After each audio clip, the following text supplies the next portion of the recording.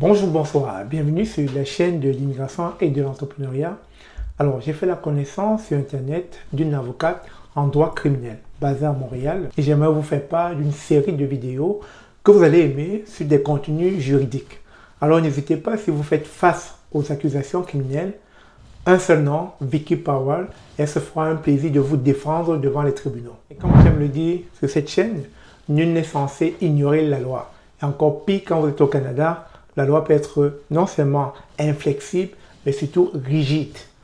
Vous êtes prévenus. Est-ce que tu savais qu'appeler la police sous de faux prétextes ou pour aucune bonne raison pourrait faire en sorte que tu doives te présenter devant les tribunaux? Je t'explique pourquoi aujourd'hui.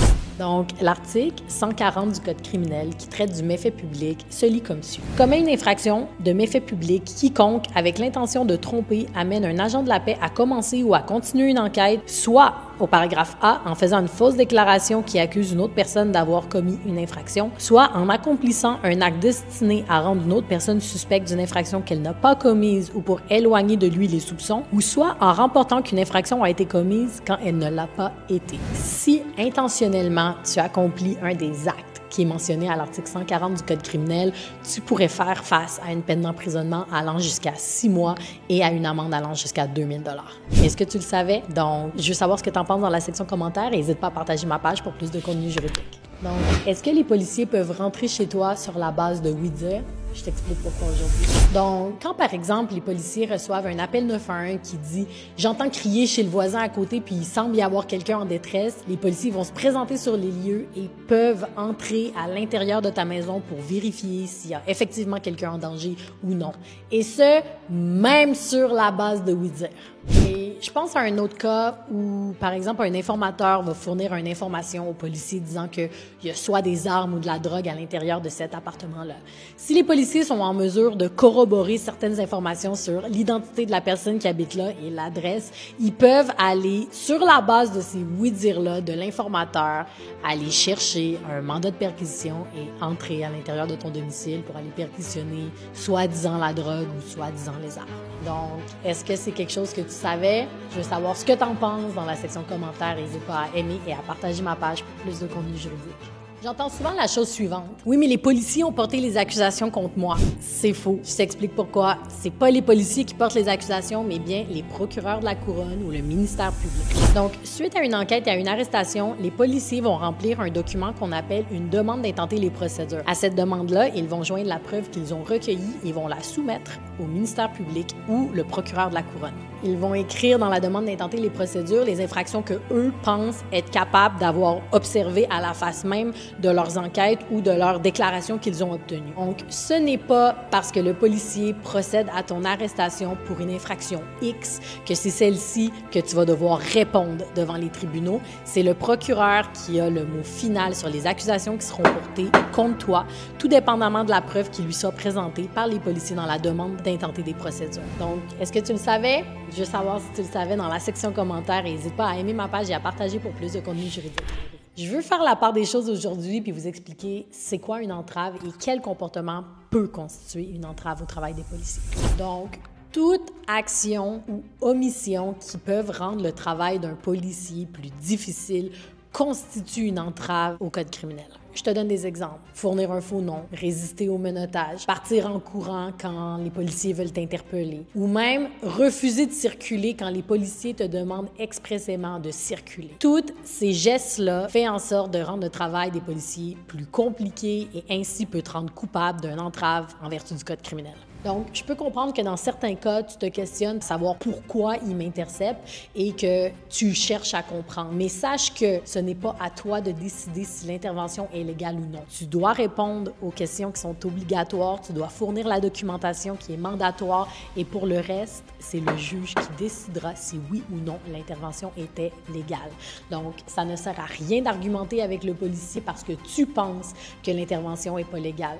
Ce sera un tribunal qui décidera si oui ou non ce l'est. Donc, je veux savoir ce que tu en penses dans la section commentaires et n'hésite pas à aimer ma vidéo et à partager pour plus de contenu juridique. T'es pas d'accord avec une décision qui a été rendue par la Cour du Québec? Est-ce qu'il y a quelque chose à faire? Je t'explique pourquoi aujourd'hui tu pourrais demander de faire réviser la décision qui a été rendue au cours de ton procès. Donc, si une erreur de droit a été commise par le juge de première instance, soit le juge de la Cour municipale ou le juge de la Cour du Québec, sachez qu'au Québec, on peut amener cette décision en appel, soit à la Cour d'appel du Québec ou à la Cour supérieure. Si, par exemple, tu vas à la Cour d'appel et que sur les 3 juges, il y a une dissidence, soit une opinion qui est différente des juges majoritaires, tu peux même amener ton dossier à la Cour suprême du Canada. Et sache que si tu es l'une de ces personnes qui veut apporter son dossier en appel, tu dois agir rapidement parce que tu as un délai de 30 jours de la décision pour déposer un avis d'appel.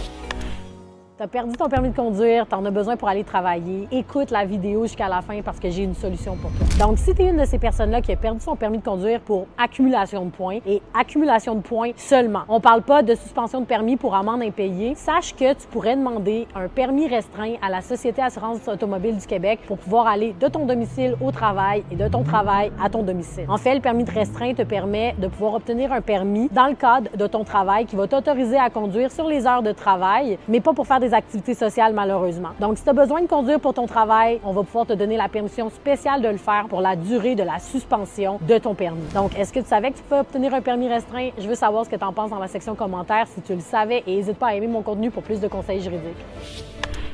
Donc aujourd'hui, je vais parler avec vous d'un projet de loi qui fait beaucoup réagir.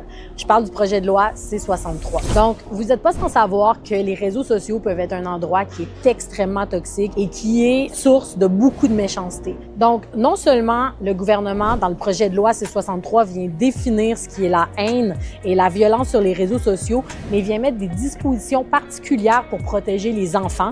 Et par enfant, on entend personne de moins de 18 ans contre l'intimidation qui est faite sur les réseaux sociaux et contre la propagation de messages haineux. Le projet de loi vient également augmenter certaines peines minimales qui sont prévues au Code criminel, notamment celle de distribution d'images non consensuelles intimes. Le projet de loi C-63 a été fortement critiqué dans les médias et sur les réseaux sociaux de par la nature restrictive du droit à la liberté d'expression. Pour ma part, je suis plutôt d'avis que la liberté d'expression s'arrête où la sécurité des autres commence. Et aujourd'hui, je veux savoir ce que vous en pensez. Est-ce que vous êtes d'accord avec le projet de loi C-63? Est-ce que ça brime la liberté d'expression ou plutôt c'est nécessaire en 2024 avec l'état actuel des choses sur les réseaux sociaux? Je veux savoir dans la section commentaires ce que vous en pensez. En 2024, le Québec est la seule province canadienne où les policiers n'ont pas encore de body cam. Est-ce que tu le savais? Donc, depuis plusieurs mois, je vois beaucoup de gens qui publient sur les réseaux sociaux leur intervention avec les policiers ou les images d'intervention policière qui les génèrent. Et je veux ramener la discussion à savoir si on est pour ou contre l'obligation pour les policiers de porter des body cams au Québec. Donc, malgré les projets pilotes qu'il y a eu au Québec pour implanter l'obligation des body cams sur les policiers, il n'y a rien qui aboutit encore pour le moment. Pour ma part, je crois qu'il peut y avoir des avantages et des désavantages à avoir les body cams. Au niveau des avantages, clairement, la zone grise qu'il y a dans certains procès ne serait plus là. C'est sûr que les policiers pourraient dire oui, mais il y a une atteinte à ma vie privée. Ça pourrait être un désavantage. Par contre, c'est sûr et certain que si le débat est relancé à savoir si on oblige les policiers à porter les caméras corporelles sur eux, il va falloir sous-peser les pour et les contre. Et je veux savoir aujourd'hui, est-ce que tu es pour ou contre les body cams sur les policiers au Québec? Et je veux savoir pour quelles raisons tu es pour ou tu es contre dans la section commentaires. Donc, n'hésite pas à réagir. Je veux savoir votre opinion aujourd'hui. Si tu es conducteur d'un véhicule, écoute la vidéo jusqu'à la fin parce qu'une décision a été rendue hier par la Cour d'appel et ça va changer les choses. En 2022, la Cour supérieure, dans la décision Luamba, était venue dire que les interceptions 636, donc les interceptions faites aléatoirement pour vérifier l'état de conduire du conducteur ou les documents du conducteur, étaient et devaient être qualifiées de détention et d'arrestation illégale et également devaient être qualifiées de vecteurs de profilage racial.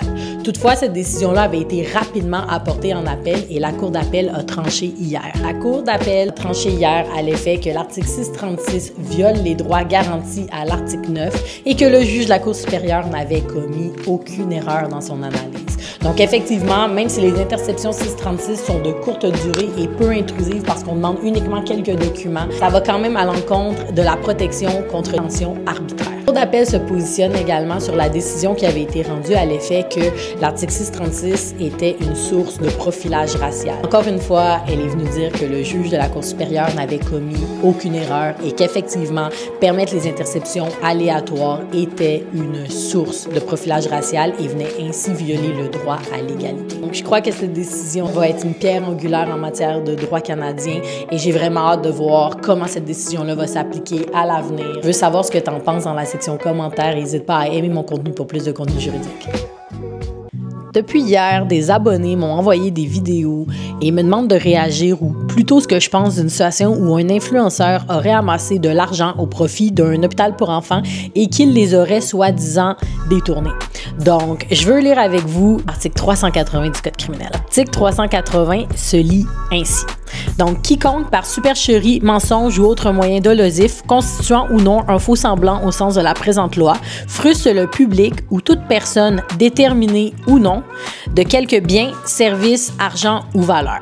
Si ces éléments matériels-là sont rencontrés, alors la personne est coupable de fraude au sens du Code criminel. Donc, c'est sûr que si l'influenceur amasse de l'argent dans une campagne de sociofinancement pour un hôpital pour enfants et que l'argent n'est pas envoyé à l'hôpital pour enfants, on entre exactement dans la définition de la fraude. Donc, par mensonge, frustre une personne déterminée d'une somme d'argent. Qu'en est-il de la notion d'intention? Dans un cas où il y a une admission sur les réseaux sociaux qui est faite, donc une campagne de financement ou une levée de fonds est lancée, c'est assez difficile de dire que la personne n'avait pas l'intention de frustrer le public d'une somme d'argent. C'est une preuve qui est assez directe et par le dépôt de ces vidéos-là, qui d'ailleurs peuvent constituer de la preuve au stade d'un procès, il y a une admission au niveau de l'intention également. Donc, plus d'être immoral, les gestes commis, soit de faire une fausse levée de fonds au profit d'une organisation pour venir en aide à des enfants malades est complètement illégal, et ça en vertu de l'article 380 du Code criminel, qui est l'infraction de fraude.